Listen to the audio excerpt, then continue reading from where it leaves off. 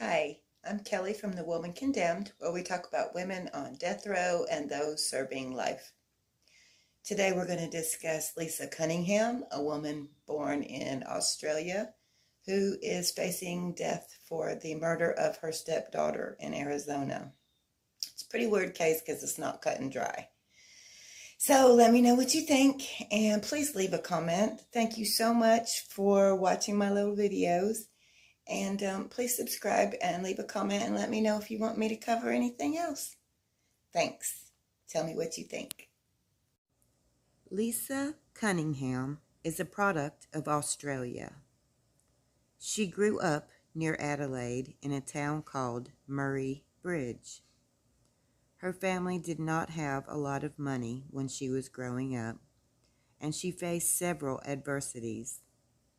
Her parents had separated by her 10th birthday. Her brother died of an overdose, and she took on the role of mother to her younger sister, Katie, who had Down syndrome. She knew what it was like to struggle at a young age and vowed to make things different when she had children of her own. At age 24, a visiting U.S. Airman, Russell Anderson, stole her heart. They began to date, and Lisa was sure she had found the love of her life. She was more than happy to say yes to his proposal, and the two were married. Not long after, baby Sierra arrived. The three moved to Arizona, and son Javion was born. Lisa was happy with her small but stable family. Unfortunately, her happiness was soon crushed when she found Russell had been unfaithful. They divorced, and Lisa found work as a prison guard and chaplain. During this time, she met Jermaine Cunningham, a detective. Soon they were married, and Lisa found herself thrilled to be the stepmom of Nerea and Sanaa. The couple eventually had 2 children of their own, and with 6 children to care for, Lisa quit her job to be a stay-at-home mom in a nice neighborhood of Phoenix. This is where things started to get kind of twisted. Around the time Sanaa started kindergarten, her behavior started to change. She would potty on the floor and smear it about. She would repeatedly hurt the family animals and her brothers and sisters and neighborhood children. She was violent to herself. She would claw at her eyes and spin on the floor on her knees until the skin came off of her knees. It was repeatedly and continuously stranger behavior until eventually she was diagnosed with schizophrenia in 2016. As Lisa's oldest daughter, Sierra, became older, she also began to see what was happening to her small sister, Sanaa. She lost the ability to do everyday tasks, family says, such as opening doors, twisting bottle caps, and using the toilet. She was lost inside her own mind and hearing voices that told her to kill her siblings and family animals. Lisa's lawyer, Eric Kessler, stated the Cunninghams sought help from several different types of doctors in both private practice and state-funded. Also in 2016, Lisa and Jermaine took Sanaa out of public school and homeschooled her because of her behavior. Also around this time, someone called in to Child Protective Services saying Sanaa was being neglected. CPS came out and investigated but found no sign of abuse, but they did note Sanaa's strange eating disorders. In addition to the schizophrenia, she was then diagnosed with pica.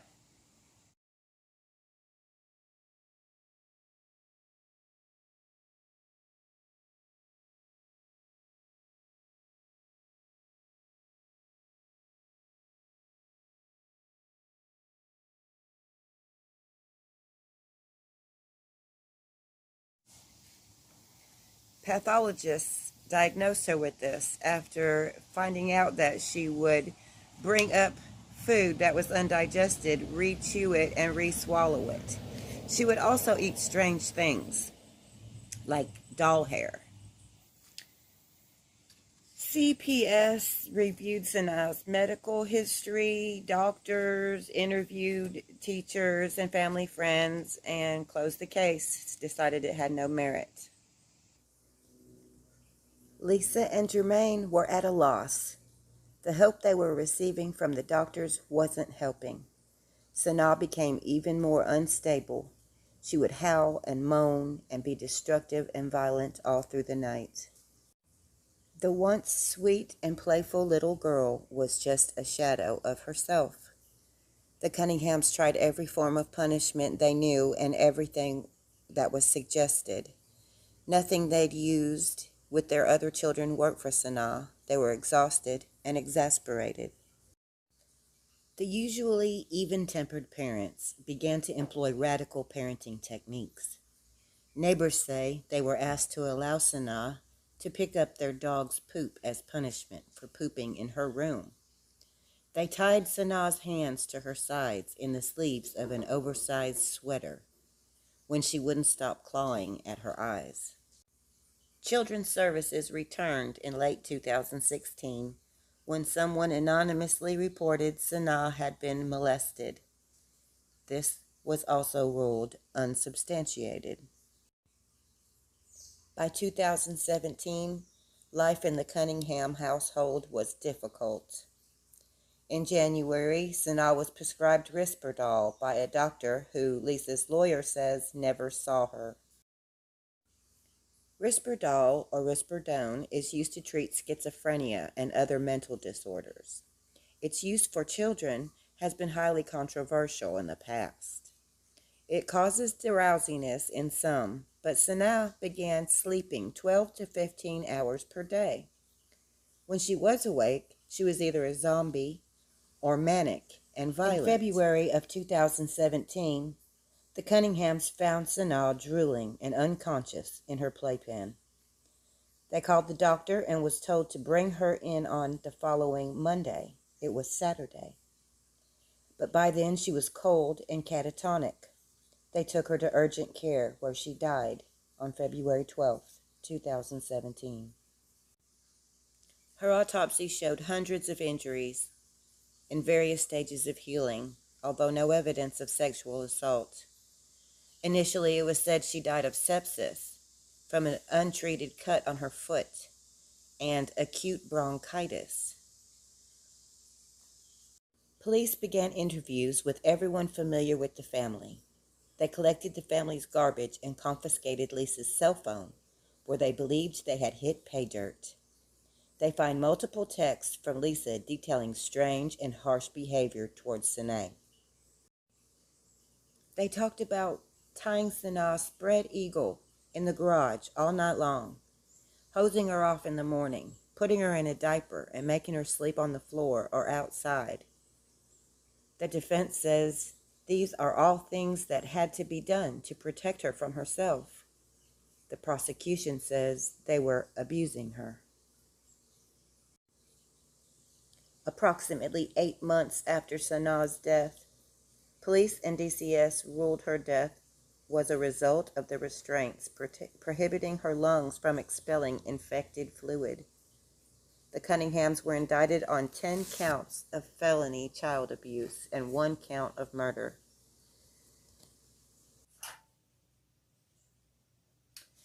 They weren't arrested, but ordered to appear in court in early 2018. I found that a little strange.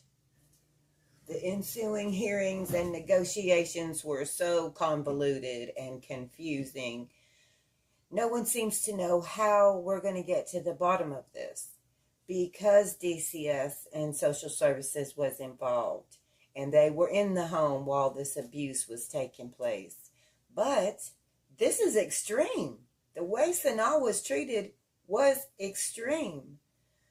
But what do we have here? Do we have parents that were needing help and didn't get it? Or do we have abusive, crappy parents? most of Lisa's home country of Australia are in support of her. Her family and friends say her rough childhood prepared her to be a loving and kind adult, and this just could not be true. The state of Arizona, however, is seeking the death penalty. The last time an Australian was executed in the U.S. was during the gold rush. It will be some time yet before we find out what happens to Lisa and Jermaine in this case. With COVID and the state of the world, court just isn't happening. A lot of cases are on hiatus and people just are not going into the courtroom.